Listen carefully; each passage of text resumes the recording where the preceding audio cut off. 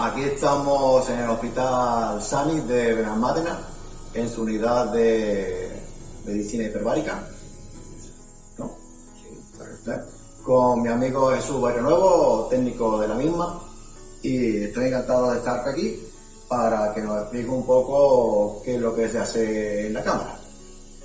Bueno, muy buenas tardes a todos y bueno, el placer es mío siempre dirigirme a unas figuras del buceo como mi amigo Emilio, tantos años. Y bueno, un placer mi faceta divulgativa, como bien sabéis. Y bueno, aquí tenemos una unidad hiperbárica, que más que nada es un complejo. ¿Y por qué se llama complejo? Bueno, se llama complejo porque prácticamente nosotros, como unidad de medicina hiperbárica, oxigenoterapia hiperbárica, nosotros fabricamos nuestro propio oxígeno.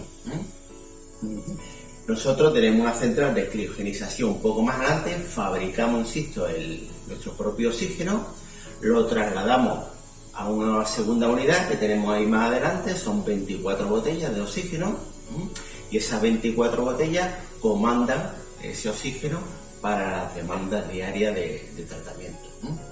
Hay que tener en cuenta que esto tiene un volumen de 17.000 litros, por tanto, de forma diaria y presurizada, es un volumen importante, razón por la cual tenemos que fabricar nuestro propio oxígeno. Sí, vamos, que no hay manera de que lo traigan en camiones, ¿no? Imposible, sería un camión cada día ahí afuera. Perfecto.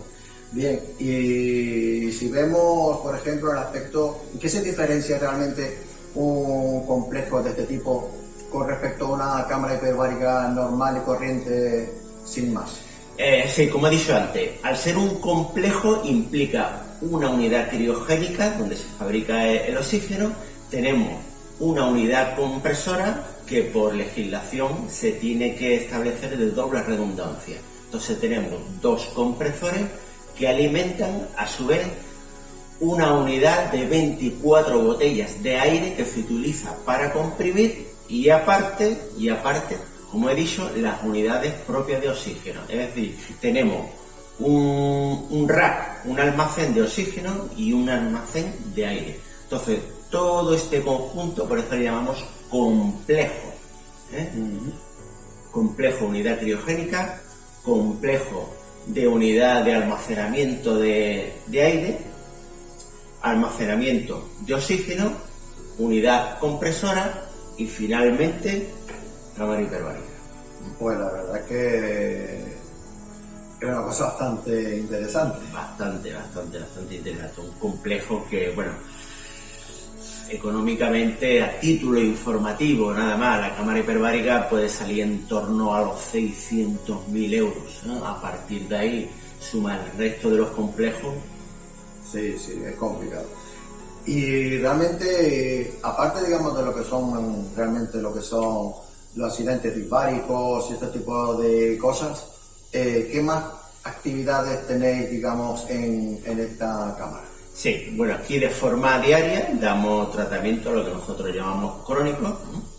Son pacientes con diferentes patologías, pero que necesitan un mismo tratamiento estándar de oxigenoterapia hiperbárica. Este tratamiento lo damos de forma diaria, 2 horas, y el tratamiento consiste en someter al paciente a una presión de 2,5 atmósferas,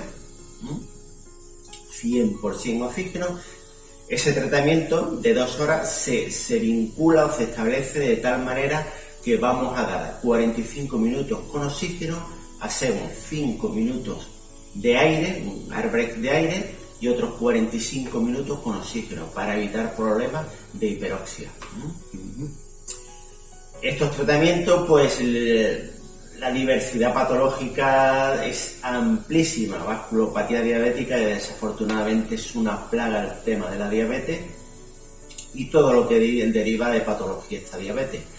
Herida de difícil cicatrización, problemas de disminución de visión, etcétera. A ello sumamos pues fractura de difícil consolidación. Igualmente tenemos pacientes que derivan de traumatología, de estructuras óseas que no consolidan por diferentes patologías, etcétera, etcétera. La verdad es que tiene muchas aplicaciones, aparte, digamos, hablando siempre de la cama hiperbárica como una cosa de buceadores, y realmente esto, digamos, la herramienta de los buceadores es un tema casi residual, ¿no? Totalmente.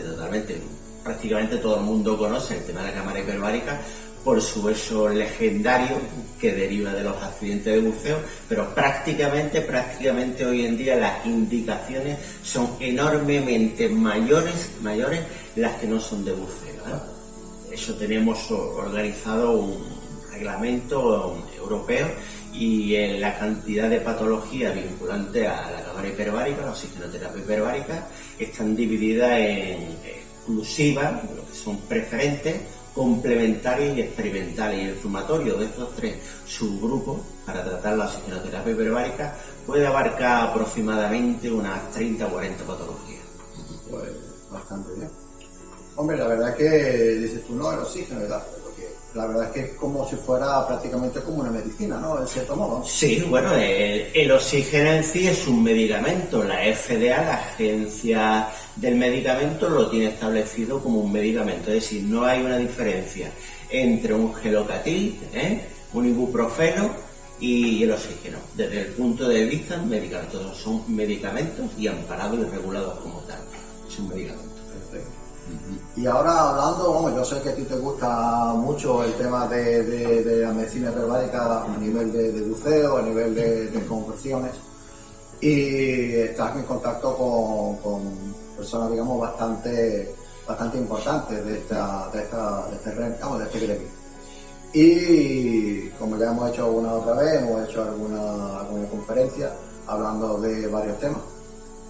Y lo que me comentaste el otro día que tenías pensado de organizar otra. Sí, efectivamente, hemos tenido un pequeño paroncillo y bueno, el gremio lo demanda. Y si el gremio lo demanda, ¿por qué no? Y además el afán divulgativo que es importante. Entonces sí, en un principio hemos pensado para el mes de noviembre, no tenemos todavía establecido la fecha, pero que sí es cierto, en el mes de noviembre. Sería sábado, ¿no? Sí, un sábado por la mañana, un par de horitas el sábado por la mañana. Entonces, como entramos en una época poco propicia para el buceo, no tenemos excusa para asistir a ella, ¿no? Sí, la verdad que sí. Además, siempre gusta. Siempre gusta ponerse al día, ¿no? Entonces, vamos a tratar un tema que, bajo mi punto de vista, es fascinante y al mismo tiempo que es fascinante, increíblemente desconocido. Se van descubriendo aspectos con una lentitud enorme y se van abriendo unos horizontes increíbles y cada vez más interesantes. Vamos a tratar la fenomenología de la descompresión, pero vinculante a las mezclas helios. Vamos a tratar tanto las mezclas helios como las mezclas trimis. ¿Qué ocurre en nuestros cuerpos con esas dos mezclas? ¿Qué ocurre en los procesos descompresivos con esas dos mezclas? Porque claro, siempre, yo me acuerdo, hace muchos años, eran los gases vudú. Digamos que nadie quería bucear con trimi porque era muy malo, ¿no? Resulta que bucear con helio, digamos, de cierto modo, facilita mucho mejor la descompresión, inclusive, ¿no? Totalmente, son descompresiones más complejas, todo hay que decirlo, no es todo ventaja, por supuesto, aunque yo fui partidario del helio, tengo que reconocer, y de hecho reconozco de que tiene sus aspectos no negativos, digamos que delicados, ¿no? Pero no por esos aspectos delicados tenemos que meterlo como un gas tan sumamente negativo como se talla en algunos aspectos o en algunos premios, ¿no? Sí. Pues la verdad que yo estoy esperanzado, expectante para que, ya las charlas anteriores, ya la verdad es que hemos salido muy contentos de las charlas y aprendiendo mucho. Y un poquito refiriéndonos a las charlas anteriores, siempre ha dado una importancia muy relevante a lo que es el volumen de oxígeno máximo. Digamos, el tema de estar en forma, de poder, digamos, el oxígeno que el cuerpo puede mover. Realmente, porque claro, si se escucha volumen de oxígeno máximo es realmente lo que puede el cuerpo asumir y consumir. Pero ¿eso en qué ayuda a la descompresión? Vamos a ver, el VO2 max, como se conoce coloquialmente, el consumo máximo de oxígeno, que es la máxima cantidad de oxígeno que puede absorber un determinado tejido en un tiempo determinado, siempre ha sido un concepto, tú lo sabrás, vinculante mayormente a las actividades deportivas, al atletismo, al ciclismo, sobre todo actividades aeróbicas. Pocas veces o casi nunca se ha vinculado el VO2 max a una actividad con tantísima demanda fisiológica como es el buceo. Bueno, ¿qué es exactamente el VO2 max? Como he dicho, el VO2 max, entre uno de sus características principales, es que es la máxima cantidad de oxígeno que puede acumular en un determinado tejido como consecuencia de la máxima cantidad de latidos y volumen de sangre que puede bombear el corazón en un determinado tiempo. Por tanto, si yo tengo mayor cantidad, un valor de VO2 más, con un valor más elevado, quiere decir que bombeo más cantidad de sangre. Si yo bombeo más cantidad de sangre, ¿qué estoy haciendo? Estoy bombeando más oxígeno.